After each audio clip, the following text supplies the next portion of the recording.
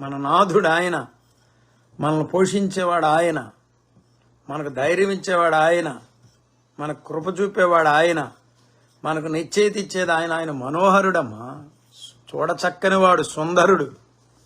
నాదా మనోహరుడా యేసు నరక్షకుడా, నాదా మనోహరుడా. మన నాథుడున్నడే సుందరుడు, సర్వాంగ సుందరుడు, సద్గుణ శేఖరుడు, మహోన్నతుడు, మహాగణుడు. నేను విడిచిపెట్టడం, నీ భవిష్యత్తు ఆయన చేతుల్లో ఉంది. Your future is in his hands. మళ్ళా చెప్తున్నాను, దేవుని పిల్లలరా, ఈ రాత్రి దేవుని వాక్య వర్తమానములు వింటున్న దేవ జనాంగమా, దైవ జనులారా, దేవుని బిడ్డలారా, మీ భవిష్యత్తు ప్రభు చేతుల్లో ఉంది. మీరేమీ కంగారు పడక్కర్లేదు. విశ్వాసముతో మీ యొక్క భవిష్యత్తును ప్రభు చేతుల్లో పెట్టండి. ప్రభు మిమ్మలను దీవిస్తాడు, ప్రభు మిమ్మలను పలుకరిస్తాడు, ప్రభు మిమ్మలను ధైర్యపరుస్తాడు, ప్రభు మిమ్మలను ప్రోత్సహిస్తాడు. శ్రమలు ఎదురవుతాయి. ఇప్పుడు నాకు కూడా శ్రమ ఎదురైంది. నేను వెళ్ళవలసిన చోట్లు గాలి తుఫాను చెలరేగింది. ఎక్కడికి వెళ్ళాలి? హోటల్లో ఉండాలంటే ఈ వారానికి ₹1,00,000 అవుతాయి. కానీ ప్రభు ఉన్నాడు, పోషిస్తాడు. ప్రభు ఉన్నాడు, హీ విల్ టేక్ కేర్. ప్రభు ఇప్పుడు నూతన ద్వారాలు తెరుస్తున్నాడు. ఏదైనా మనకు శ్రమ ఎదురైనప్పటికి కూడా ప్రభు మన కొరకు నూతన ద్వారములు తెరుస్తాడు. కలవరపడమాకండి. శ్రమ ఏంటి నాకు ఎదురైంది అనుకోమాకండి. శ్రమ ఎదురైనప్పుడు ప్రభు నీకు నూతన అవకాశాలను కల్పిస్తున్నాడని గుర్తుంచుకో.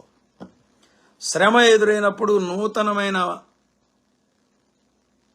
అనుభవాన్ని ప్రభు నీకు బోధించబోతున్నాడని గుర్తుంచుకో. రోమాపత్రిక 8:28, దేవుని ప్రేమించు వారికి అనగా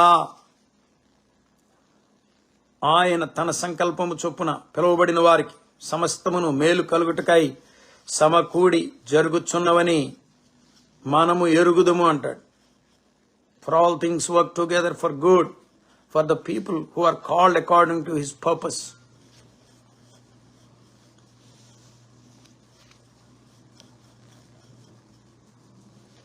ఆయన సంకల్పము చొప్పున నీవు పిలువబడినప్పుడు ప్రభువు నిన్ను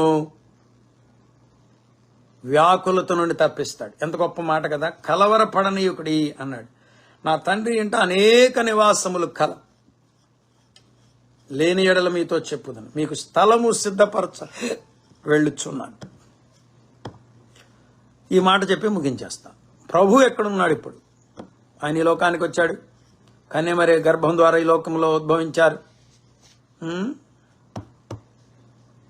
33.5 సంవత్సరములు ఎదిగారు. 3.5 సంవత్సరములు పరిచర్య చేశారు.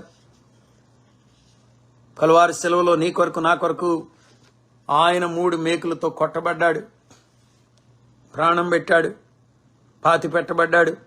3వ దినాన మరణమును జయించి, ఓ మరణమా నీ ముల్లెక్కడా, ఓ మరణమా విజయం ఎక్కడా అని మరణము ముళ్ళును విరచి ఆయన మరణమును జయించి తిరిగి లేచాడు.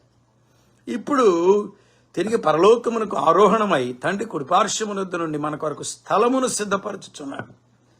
ఇంగ్లీష్ ట్రాన్స్లేషన్లో అది ఎలా ఉందంటే, నేను మీకు అంతఃపురములను సిద్ధపరచ వెళ్ళుచున్నాను. నేనున్న ఈ పాస్టర్ గారి ఇల్లు అద్భుతంగా ఉంది. వాళ్ళ బాత్రూమే ఒక చిన్న పాటి ఇల్లు అంత ఉంది. ఇదిగో నా బట్టలు ఉన్న రూమ్ అని తీసుకెళ్ళాడు. ఒక 20-30 కోట్లు ఉన్నాయి అక్కడ, ధరించే కోట్లు. బూట్లు చూపించాడు. ఒక 20-30 జతల బూట్లు ఉన్నాయి. టోపీలు అయితే ఒక 60 ఉన్నాయి.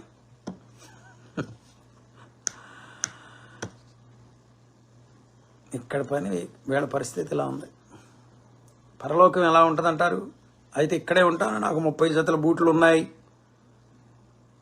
30 కోట్లు ఉన్నాయి అనుకోవట్లా ఆయన. ఇందాక చెప్పారు కదా, ఆహా బూరా ఎప్పుడు అంటూ ఆ రాజ్యం కొరకు ఎదురు చూస్తున్నారు ఈ బిడ్డలు కూడా.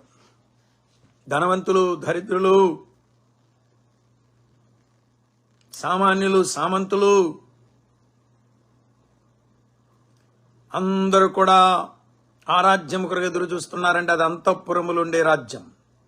అక్కడ చెప్పాడే దైవజనుడు, వ్యాధి లేని రాజ్యం, శాపం లేని రాజ్యం, పాపం లేని రాజ్యం, రోగం లేని రాజ్యం, ఆ రాజ్యానికి మిమ్మలను నడిపించాలని, ఆ రాజ్యములో మీరు యుగాయుగములు క్షేమంగా ఉండాలని, ఈ లోకము కొద్ది కాలమే అని, మోక్ష భాగ్యమును మీరు రుచి చూడాలని, మోక్ష భాగ్యానికి మీరు చేరుకోవాలని భక్తుడు, దైవజనుడు, రాజుగారు మీ ప్రాంతంలో ఎంతో శ్రమ పడుతున్నారు. ఆ దైవజనుని యొక్క, ఆ దైవదాసురాల యొక్క ప్రార్థన వ్యర్థం కాదు, వారు చేసే పరిచర్య వ్యర్థం కాదు. ఆ ఎదురుమండి దీవులన్నింటిలో ప్రభు గొప్ప కార్యములు జరిగించబోతున్నాడు. వేల కొలది మంది ప్రజలను ప్రభువు రక్షించబోతున్నాడు.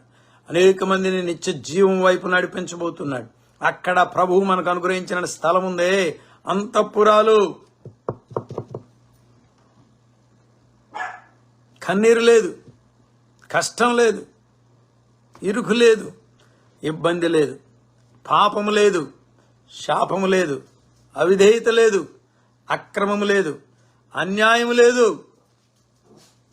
కృపతో ప్రభువు మిమ్మల్ని అక్కడ ఉంచబోతున్నాడు. మనలందరినీ కూడా ఆ రాజ్యమును చేరుకోవాలని మనం ఎదురు చూద్దాం. ఆ నిత్య జీవం కొరకై మనం పోరాటం చేద్దాం. మంచి పోరాటం పోరాడి తిని నా పరుగును తుదముట్టించి తిని అంటాడు అపుస్తుడని పౌలు భక్తుడు. అది అంత తేలికైన పని కాదు. ఈ విశ్వాస యాత్రలో మనము పోరాడాలి. ఈ విశ్వాస యాత్రలో మనము జయించాలి. ఈ విశ్వాస యాత్రలో లోకం, శరీరం, సాతాను, అపవాది మనల్ని వెంటాడుతూనే ఉంటారు. మన శరీరమే మనకు శత్రువుగా, అపవాది మనకు శత్రువుగా, లోకము మనకు శత్రువుగా, గురి నుండి తప్పించడానికి, నిరుత్సాహం తీసుకొని రావడానికి, నీ హృదయములను కలవరపరచడానికి, రోడ్డే లేదు ఇంకేం బతుకుతావులే అంటాడు. ప్రభు కృపామయుడు.